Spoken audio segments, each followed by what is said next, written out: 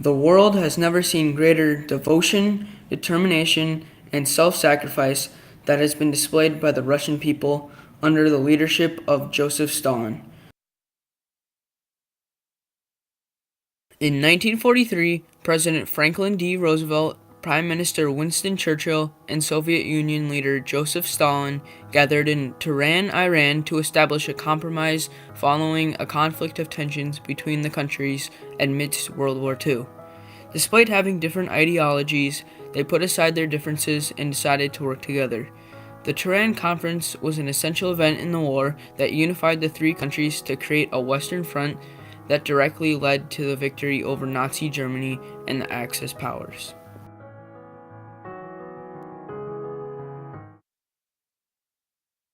In 1939, many nations could sense a war looming in the near future. The dictatorship of the Soviet Union, led by Joseph Stalin, wanted to make sure that they were prepared.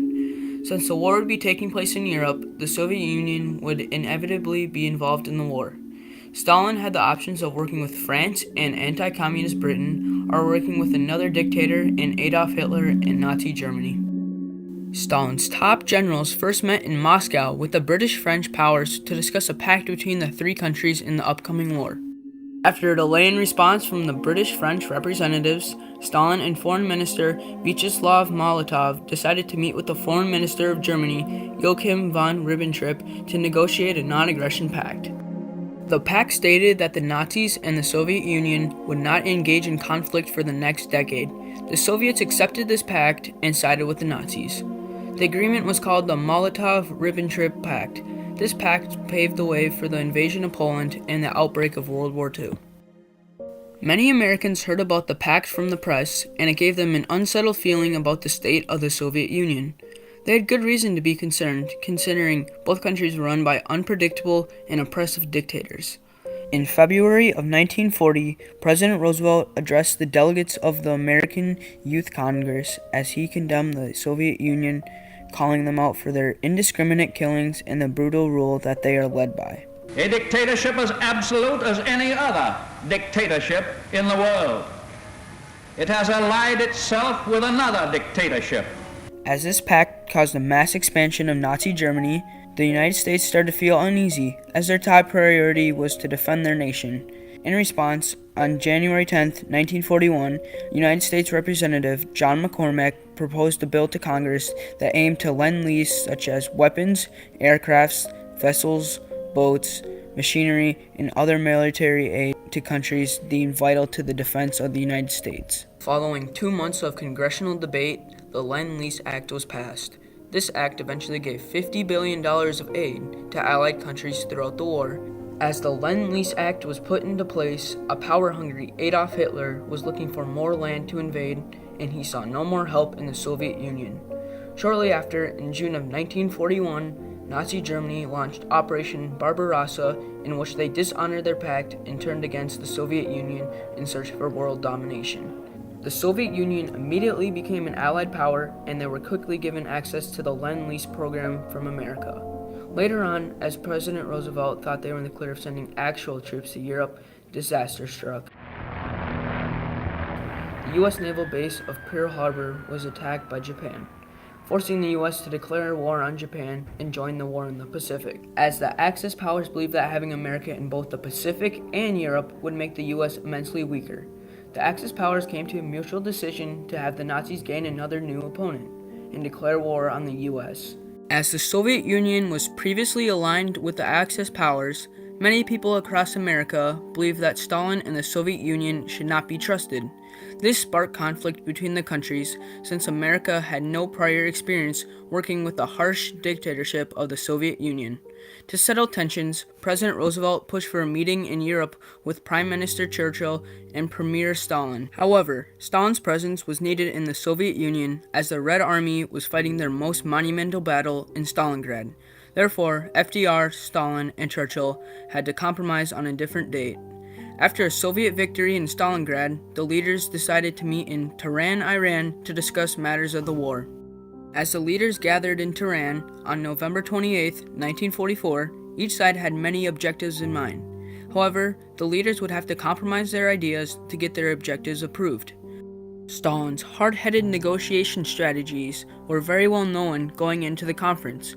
Churchill and Roosevelt knew that they were going to need to find a strong compromise. President Roosevelt's goals included persuading the Soviet Union to join the war in the Pacific against Japan, as well as minor war plans in Europe's Eastern Front. The president also wanted to speak to Stalin about creating the foundations of the United Nations to maintain world peace after the war. Joseph Stalin had the goal of re-establishing a Western Front in which the Red Army of the Soviet Union attacks the Nazis from the east and the US and the British attack from the west. Another goal of Stalin's was to redraw Poland's borders so the Soviet Union could own more land. On December 1st, after much deliberation, the three sides came to a compromise.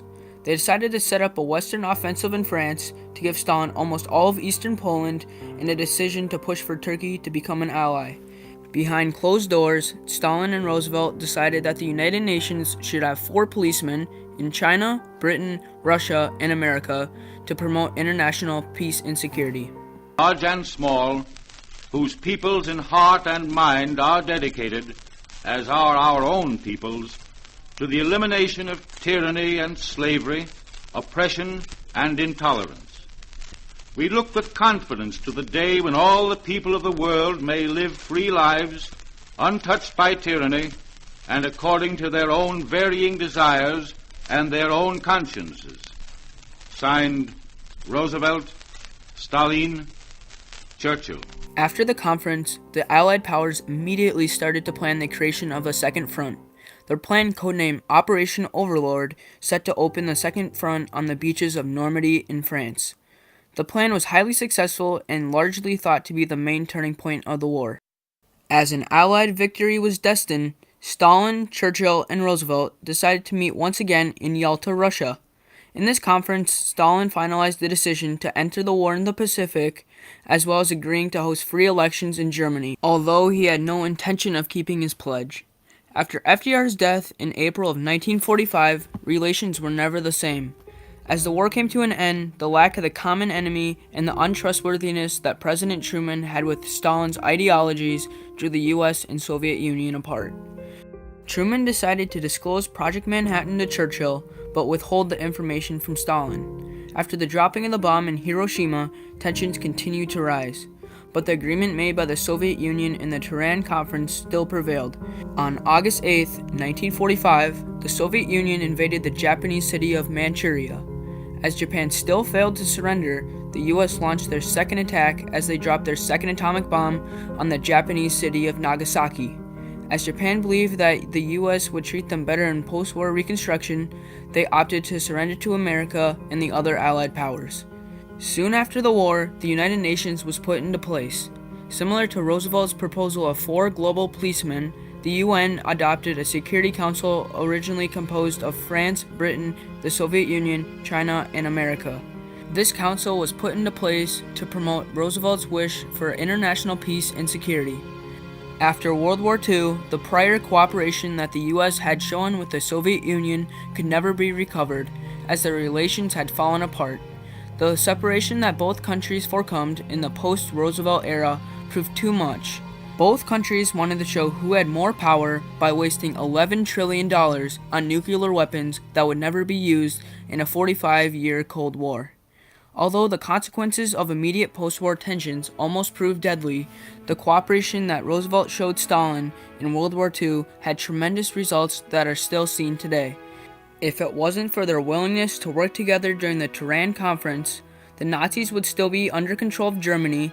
We'd still be seeing an oppressive and fascist rule that would oppose freedom and would seek to continue the idea of imperialism. The idea of 4 policemen controlling the world turned into a now 15-member Security Council that promotes world peace. To this day, the council still contains 5 permanent members of France, America, China, Britain, and Russia. This shows that the compromises made during the Tehran Conference still stand today. The results that were accomplished during the 4-day meeting were able to turn the war and shape history forever.